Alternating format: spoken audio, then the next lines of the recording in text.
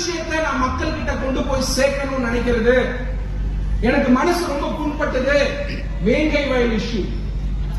வேங்கை வயல்ல மனத்தை கலந்து என்னுடைய சகோதர சகோதரிகளுக்கு, எஸ்சி எஸ்டி சகோதர சகோதரிகளுக்கு அந்த தண்ணி குடிச்சதுனால ஹாஸ்பிட்டல் போய் அட்மிட் ஆகி அவங்களுக்கு பல பிரச்சனைகள் உருவாச்சு வேங்கை வயல்ல.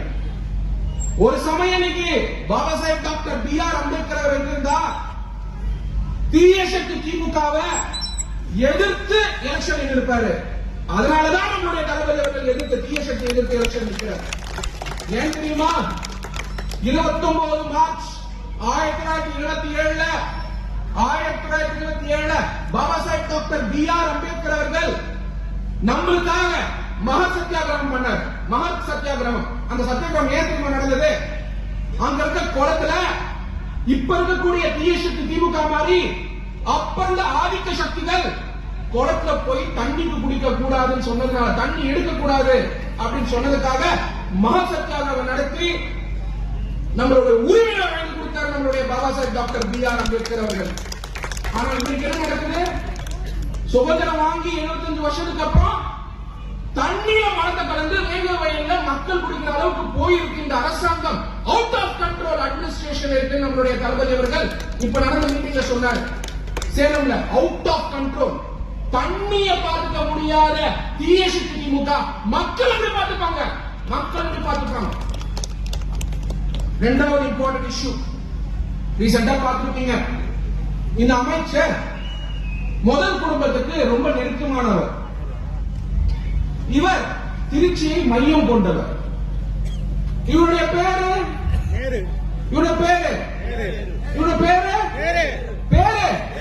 யாரு? யாரு? நேரு. ஜவஹர்லால் நேரு இல்லைங்க, நேரு.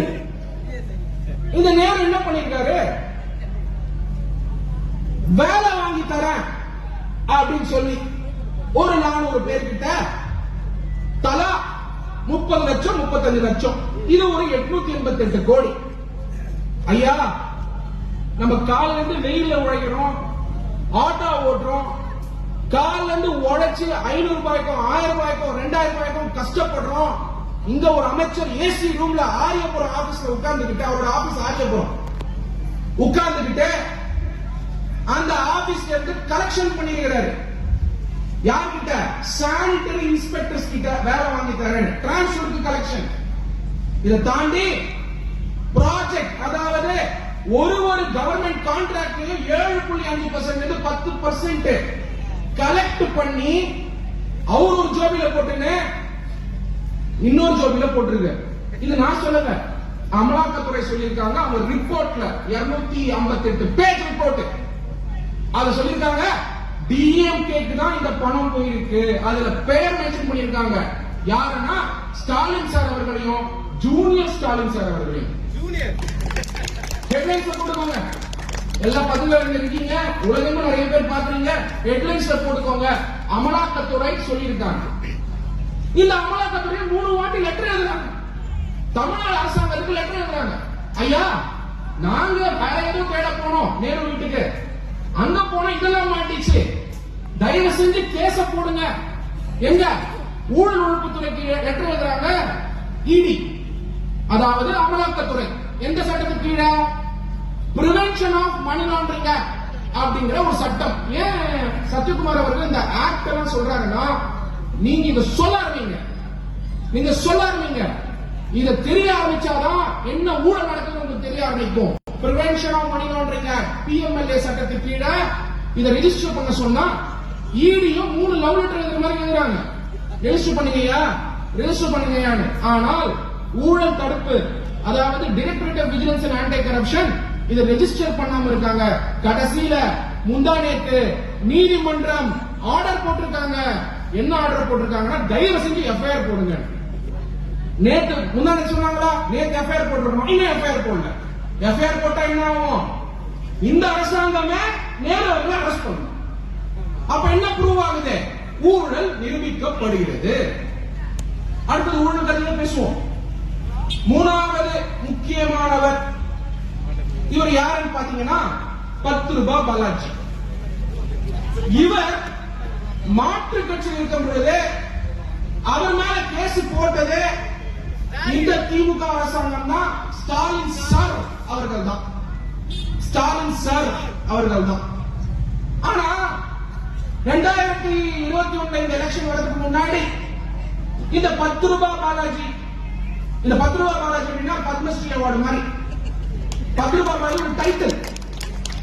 இனிமே செந்தில் பாலாஜி சொல்லாதீங்க, 10 ரூபாய் பாலாஜி. இந்த 10 ரூபாய் பாலாஜி என்ன பண்றாரு, திமுக சார்ந்து வராரு, வந்து திமுக ஜாயின் பண்றாரு.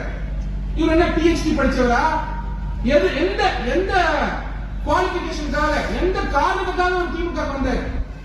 ஊழல் பண்ணக்கூடியவர் திறமைசாலின்ற ஒரே காரணத்துக்காக தான் ஒரு திமுக வராரு. இங்க வந்து அமலாக்கத்துறை அரெஸ்ட் பண்றாங்க, பல மாதங்கள் இருக்காங்க. இவர்கிட்ட டாஸ்மாக் இருந்தது, எல்லாருக்கும் தெரியும். டாஸ்மாக்ல 10 ரூபாய் வாங்காங்க இல்லையா? வாங்காங்க இல்லையா? வாங்காங்க இல்லையா? வாங்க. அப்போ மூணாவது அமைச்சர் இந்த நிலைமை. நாலாவது, உங்ககிட்ட கிட்னி எல்லாம் பத்திரமா இருக்கா? உங்ககிட்ட இருக்கா? நேற்று இல்லன்னு சொன்னீங்க. உங்ககிட்ட இருக்கா? உங்க வீட்டுல இருக்கவங்க கிட்ட தான் கிட்னி இருக்கான்னு பாருங்க. இந்த கிட்னி திருட்டு ஏன் தெரியுமா? மேலோட்டமா பேசக்கூடாது, உண்மையை பேச வந்திருக்க. அரசியலை தாண்டி நான் உண்மையை மட்டுமே பேசுவேன், உண்மையை மட்டுமே பேசுவேன். அதனால பேரை சொல்லிடுவேன். இந்த அரசாங்கத்தில் தனலட்சுமி ஸ்ரீனிவாசன் ஒரு எம்எல்ஏ, தனலட்சுமி ஸ்ரீனிவாசன் ஒரு எம்எல்ஏ, பெரம்பலூர் எம்எல்ஏ. அவர் தனலட்சுமி ஸ்ரீனிவாசன் மெடிக்கல் காலேஜ் நடத்துறாரு. செட்டார் ஹாஸ்பிட்டல் சொல்லி ஒரு ஹாஸ்பிட்டல் இருக்கு திருச்சியில. அங்க கிட்னி திருட்டு போனதா ஒரு குற்றச்சாட்டு வருது. ஆனா எஃப்ஐஆர் ரெஜிஸ்டர் பண்ணல. கடைசியில திருப்பி நீதிமன்றம் டைரக்ஷன் கொடுத்து SIT ஃபார்ம் பண்ணிருக்காங்க. இன்னும் என்ன ப்ராக்ரஸ் யாருக்கும் தெரியல.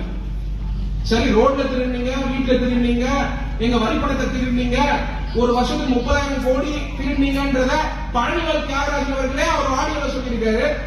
சரி, இதெல்லாம் திருநீங்க, ஏப்பா எங்க கிட்னி கூட திருடுவீங்க? கிட்னி கூட விட மாட்டீங்களா? கிட்னி கூட விட மாட்டீங்க. தேவகேக்கா மிக அருமையான கதை சொன்னாங்க, அந்த கோழி கதை. அந்த கோழி கதை கிட்னியோட நீங்க பாத்துக்கணும். கிட்னி திருடுற அளவுக்கு ஒரு அரசாங்கம் நடத்திட்டு இருக்காங்க. அந்த மாதிரி ஒரு குற்றச்சாட்டு வரதே தப்பு. நீதிமன்றம் ஆர்டர் பாஸ் பண்ணிருக்காங்க, SIT ஃபார்ம் பண்ணுங்கன்னு சொல்லிட்டு. அடுத்தது 5,000 ரூபாய் உங்களுக்கு கொடுத்த பணம். கண்டிப்பா நீங்க சந்தோஷமா இருப்பீங்க அப்படின்னு நினைச்சிருப்பாங்க.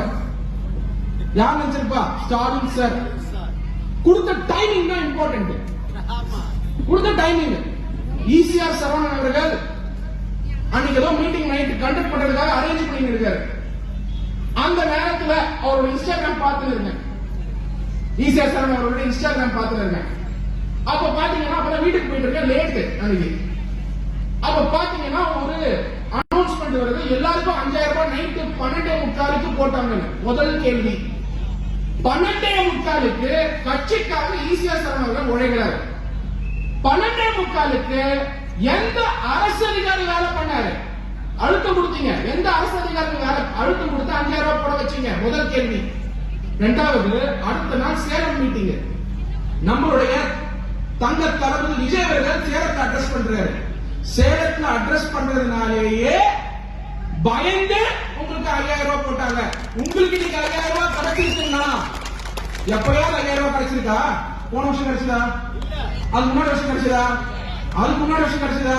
எப்பவுமே கிடைக்காதது இந்த வருஷம் கிடைக்குதுன்னா அதற்கு காரணம் நம்மளுடைய வெற்றி தலைவர் தளபதி விஜய் அவர்கள் தான்.